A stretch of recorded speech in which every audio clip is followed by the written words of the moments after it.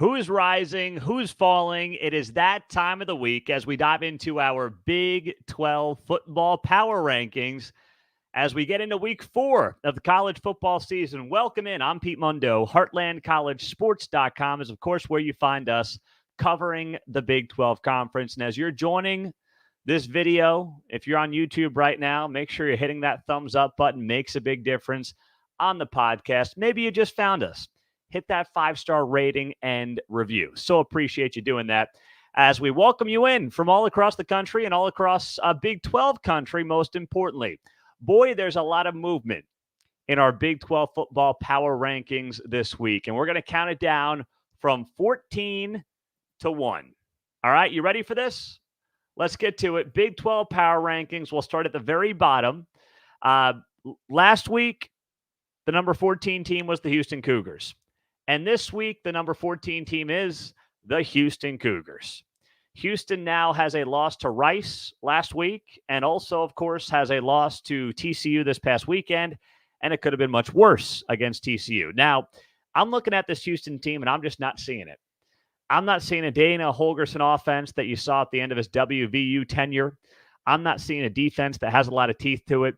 There is not a lot happening for the Houston Cougars, and they have earned that number 14 spot in the power rankings this week. Now, remember, this is not based on how I think the Big 12 is going to play out. This is based on what have you done. That's what it's based on, with a little extra emphasis on the most recent week. So Houston in the 14 spot shouldn't be all that surprising for those of you that have been watching Big 12 football. At number 13, plummeting 8 spots, Oklahoma State, when you get waxed by South Alabama in front of your home fans, 33-7, in a game you trailed 23-zip. You fall to number 13. I had one of my favorite Oklahoma State fans, my buddy CJ Montgomery in Woodward, Oklahoma, with the great K101 and Z92 radio, text me during the game and ask if Oklahoma State could be 15 in the power rankings. I said, well, we've never done that. And because Houston has put up such a couple of stinkers, Oklahoma State has been spared from the final spot. But the Pokes come in at number 13 on the power rankings this week. At number 12, also dropping 3 places, Iowa State. Woof, another bad Big 12 game from this past week that we talked about on the podcast on Sunday. If you missed that, just find us wherever you get your podcasts and YouTube videos, and of course, subscribe to us there. Iowa State on the road, losing to Ohio out of the MAC in a ugly game. You want to tell me that the second field goal they missed should have been good? I agree. They lost the game. They lost to Ohio. Yes, there was food poisoning involved, but Iowa State just does not look up to snuff, and they deserve that number 12 spot this week. At number 11, Baylor. Now, some of you might say, well, Baylor just won its first game. How is Baylor ahead of Iowa State? Well, technically, both teams are 1-2, but it's not really the point. The point for Baylor is they finally got a win. And by the way, they played pretty decently against Utah last week. They just blew it over the last 9 minutes. Now, Baylor sleepwalked through this game. It was a weird game. They only led Long Island 16-7 at halftime. They were 47-point favorites. And then they had a 2-hour lightning delay. Then they, rolled to a, 37 victory. Ho-hum. But Baylor, if there's going to be any life to this Baylor team this season, it has to start Saturday in prime time on ABC against the Texas Longhorns in Waco, by the way. In Waco. So if there's ever a time for Dave Aranda's team to finally wake up, it's going to be this weekend with conference play starting on their home turf against the Texas Longhorns. At number 10, also falling 4 spots in the power rankings, a lot of moving and shaking this week. The Cincinnati Bearcats from 6 down to 10. They were off a win against Pittsburgh. But then what happened? A classic moment where they got caught looking ahead. They got caught looking ahead. Oklahoma next week. Big 12 play starting off for the new Bearcats. Big noon kickoff. Fox Sports' pregame show was announced it was coming their way before the game. And they just were not up to play a rivalry game against Miami of Ohio. Now, I've heard from a lot of Cincinnati fans because, Ohio football in general is new to us in Big 12 country. But as many of you point out, and we see this in states all over the country, you know, a lot of these guys on both of these teams played each other in high school. It's a rivalry game. It doesn't much matter who the better team necessarily is. And you know what? Blocked field goal at the end of the fourth quarter. Once that game's going to overtime, Miami's got all the momentum. Cincinnati just felt like it was off all night long. And then, of course, Miami of Ohio gets that victory. And Cincinnati drops its first game of the season. But now you got to refocus for OU this weekend. So Cincinnati comes in at 10. At number 9, Texas Tech. Now, they actually move up one spot after beating Tarleton State this past week. Here's the thing about Texas Tech. Yes, they're 1-2, and Cincinnati's 2-1. But I've got Tech ahead of Cincinnati because, first off, Cincinnati's victories are Eastern Kentucky and Pitt, and I don't think Pitt is a very good team at all. Tech was right in the game at the very end with Oregon. That was a coin flip game either way. And going on the road and losing to Wyoming, a Wyoming team that was tied with Texas to start the fourth quarter in Austin this past weekend, it's not a good loss. There's no good loss, but it doesn't look as embarrassing as it did in week 1. And, they were a coin flip game with Oregon away from winning. So Tech is still a team that, to me, is going to be competing for a spot in the Big 12 title game by the end of the season. I firmly believe that about this team, not just because I picked them, but I think that's what their ceiling is. So I've got them at 9 based on how they played these first 3 games. And Tarleton State is Tarleton State, but it's finally a win. Number 8 on the power rankings, making a big move up the rankings, West Virginia. How about that for Neil Brown? It was my lock of the week, West Virginia -1.5. They got it done with the backup quarterback, by the way. And they beat Pitt. Now, I think Pitt stinks based on what I've seen the last couple of weeks. My goodness, that offense is just not up to par. But it's the backyard brawl. It's a rivalry. It's in front of your home crowd. Neil Brown had to win that game and give the Mountaineers defense a lot of credit. They were all over the field in that game. They held Pitt to 211 total yards. And we'll see this weekend against Texas Tech. That'll be a good matchup that will tell us a lot about both of these teams.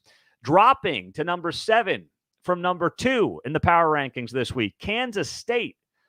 Now, you lose a game on a 61-yard field goal. That's an SEC record. It's hard to be too bummed about it. Heck, no one's hit a 61-yard field goal in SEC history. That's what happened on Saturday against K-State. But you got to look at the secondary. Will Howard was not completely healthy, and in the end, you were favored by more than a field goal, and it was a game that Kansas State probably felt like, in hindsight, it should have won. This is a much better Mizzou team than what it's been the last couple of years. You got to give that to Eli Drinkwitz. But Kansas State always feels like it loses one of these non-cons. And then, it doesn't really mean much come conference play, but still, if you're a K-State fan, that one stings. There's a bit of a rivalry there. Not a huge rivalry, but a bit of a rivalry there that is certainly worth keeping an eye on. And, I hope they keep this thing going. It's been fun the last couple of years seeing these old Big 12 North teams play each other in non-conference play. Next up in the power rankings, I've got the UCF Knights at number 6. They're up from 7. Timmy time in Central Florida. Timmy McClain now at quarterback. And, he dominated Villanova out of the FCS. Doesn't teach you a lot, but it's a good confidence boost going into Kansas State, which is coming up this weekend as UCF enters the world of Big 12 play. So I got UCF at 6. I got TCU making the move up to 5. We know that loss in week 1 stings against Colorado, but it's not looking all that bad right now. And frankly, I think if TCU were to play Colorado, let's say every week for the rest of the season, I think TCU, let's just say they play 10 more times the rest of the season. I think TCU wins 7 of those. I think TCU is a team that's just going to keep getting better. And I think this team already has made huge strides from week 1 to week 3. There's so many new faces here. And they were dominant against Houston, and they could have been better. They could have been even better against this Houston team than they were. I mean, the box score doesn't even do it justice at 36-13 on how dominant they were in that game. So keep watching this TCU team, and you're going to see them get better and better every single week. They're at 5. At number 4, the Kansas Jayhawks, they dropped from number 3. You snuck out of Nevada with a win. That's the best thing you can say about that game. You snuck out of there with a victory.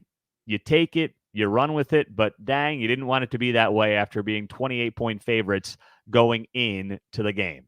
So thankfully, Jalen Daniels is healthy. There's no major issues there. But my, oh my, that's not the kind of late night that KU fans wanted to be dealing with on the road on Saturday. But it's also why I picked Nevada to cover, because I just felt like that had weirdness written all over it. 9:30 kick, Reno, Nevada. Just strange things. So, but KU only dropping one slot to number 4 this week. All right, let's get to the top 3 of the Big 12 football power rankings here on Heartland College Sports. Thanks for joining us. I'm Pete Mundo. Number 3. Taking a dramatic pause because some of you are going to be upset. I've got Oklahoma at number 3 in the power rankings this week. Now, OU has looked fantastic thus far. There's no denying that. But they haven't played a Power 5 program. Remember, this is not how I predict the season to shake out.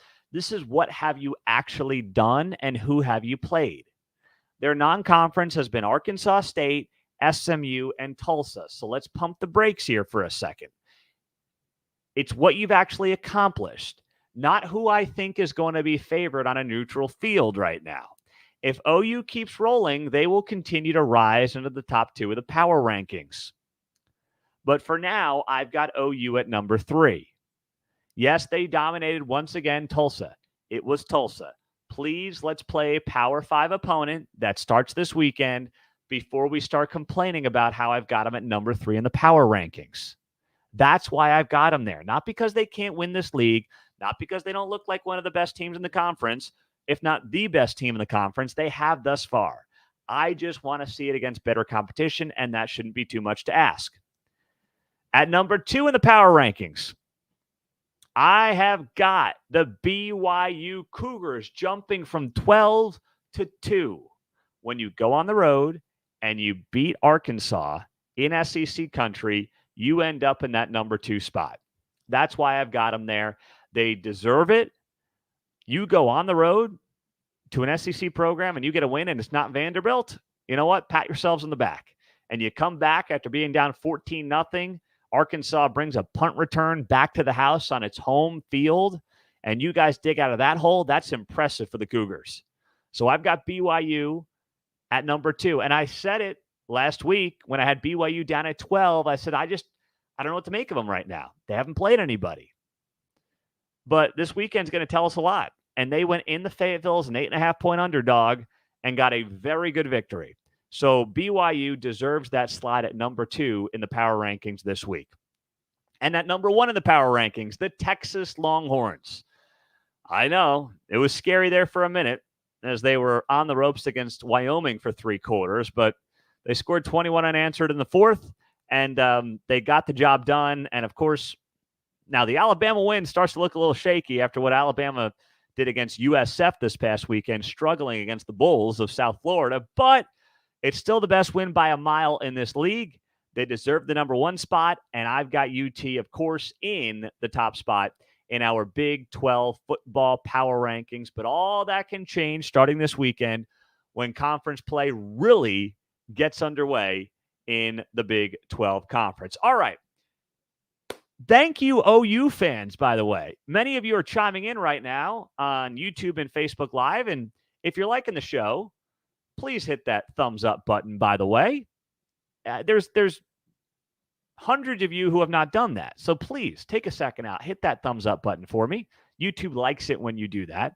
Thank you to OU fans. I've got all of you guys thus far being cool with my power rankings. So I'm cool with you. I mean, we were always cool. Heck, I used to live in Oklahoma. My first full-time radio job was in the Woodward, Oklahoma area, covering the tri-state there of the Texas Panhandle up to southwest Kansas and, of course, northwest Oklahoma. I love the people in northwest Oklahoma, but some OU fans have been upset with me lately. But I'm glad that you guys are cool based on the feedback that I've got here thus far tonight.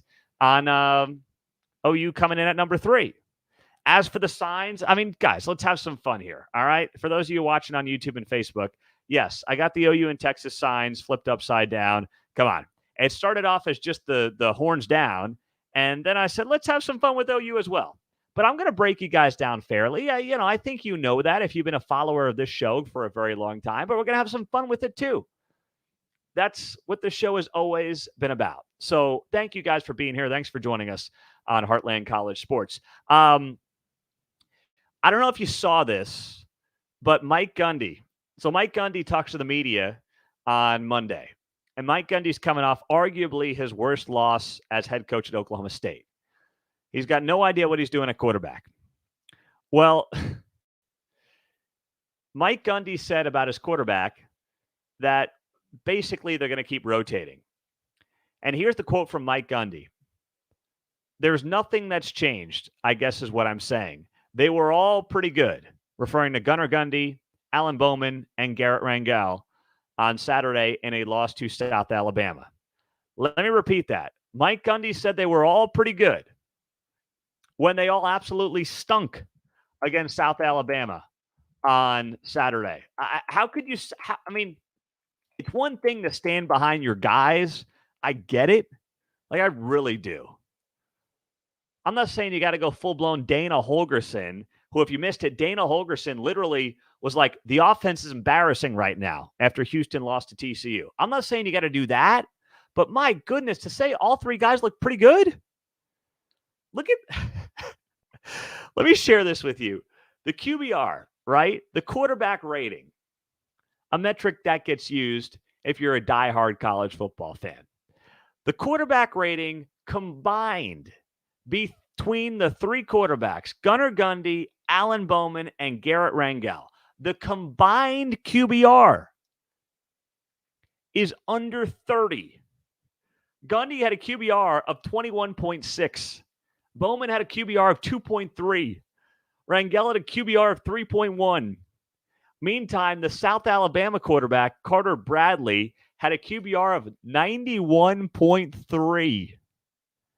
You got to be kidding me, Mike Gundy. The quarterbacks look pretty good. Based on what metric?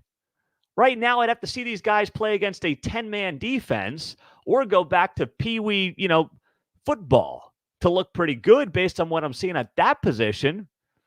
Now, I've said I'd go with Gunnar Gundy, and I still would stand by that and roll with Gunnar Gundy and just see what the heck happens starting this week against Iowa State. But I don't know how you walk up to the press conference and say these guys look pretty good. And by the way, the Oklahoma State media, oh my goodness. God bless them. I know a lot of folks who have covered Oklahoma State who do, but man, there was no teeth to that press conference today at all. The worst loss, the worst loss in well over a decade that I can think of for Mike Gundy. Way worse than the Central Michigan loss in 2016. That was just a crazy ending, right? I mean, this was pure domination by South Alabama in front of your home fans. And the media, no cojones what to speak of anywhere from the Oklahoma State media in the press conference on Monday. I was just stunned by how pathetic that was. Holy cow.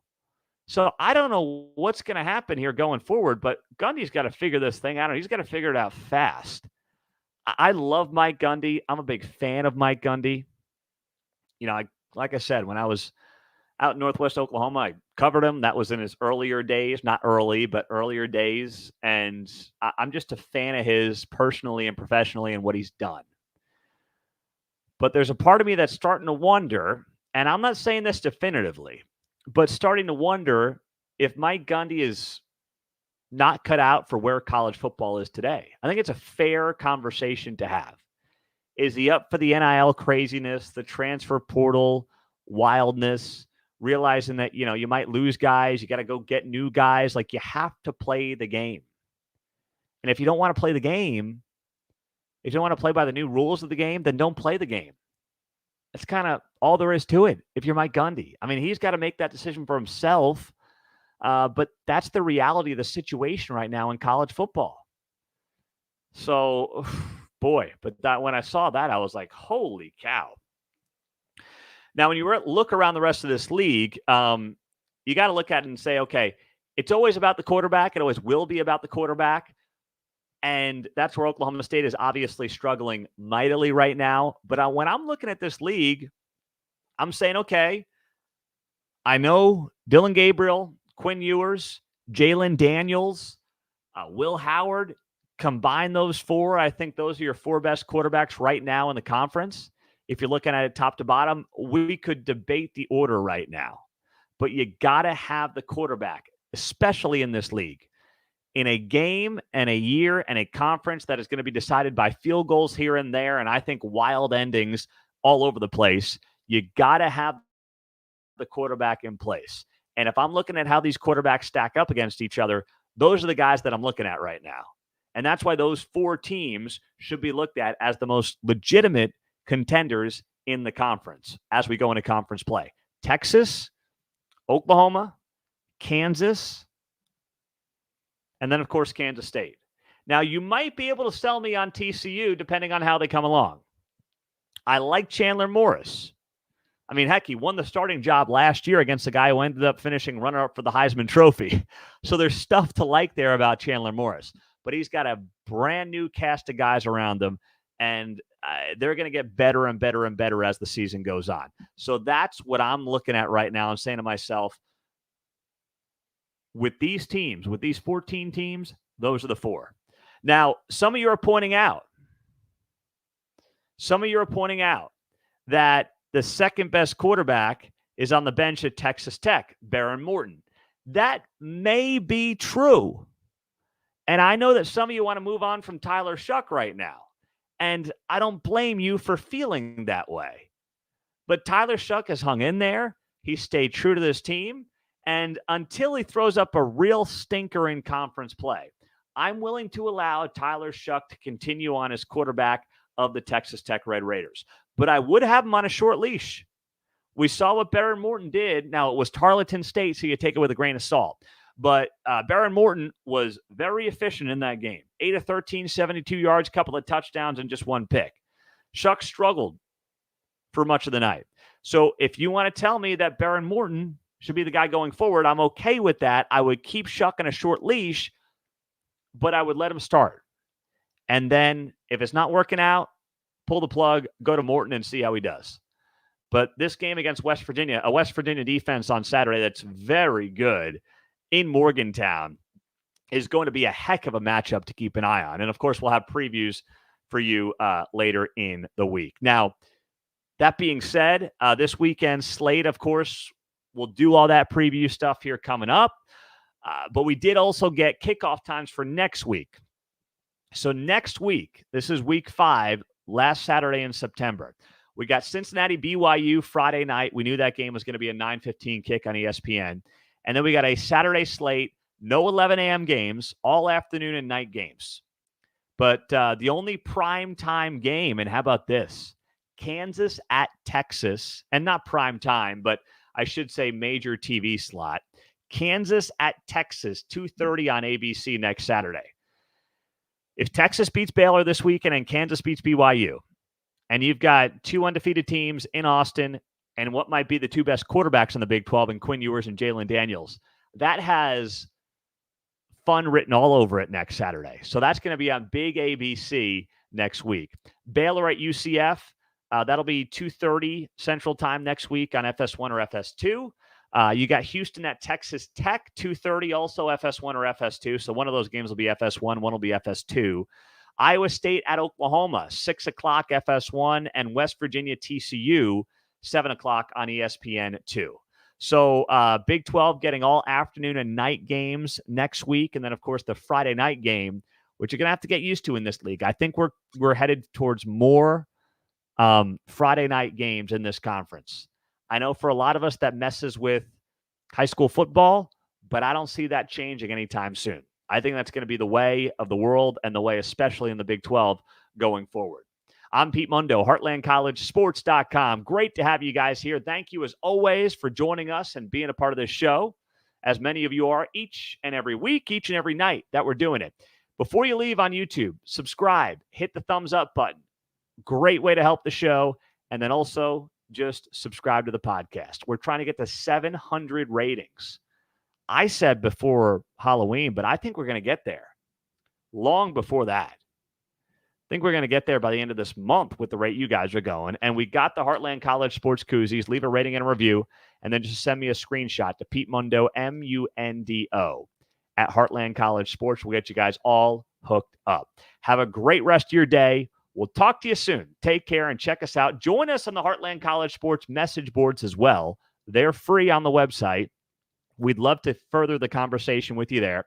And follow us as well on Instagram. A lot of good stuff coming on Instagram. Just search Heartland College Sports. Have a great rest of the day. We'll talk to you guys soon. Go Big 12. Take care.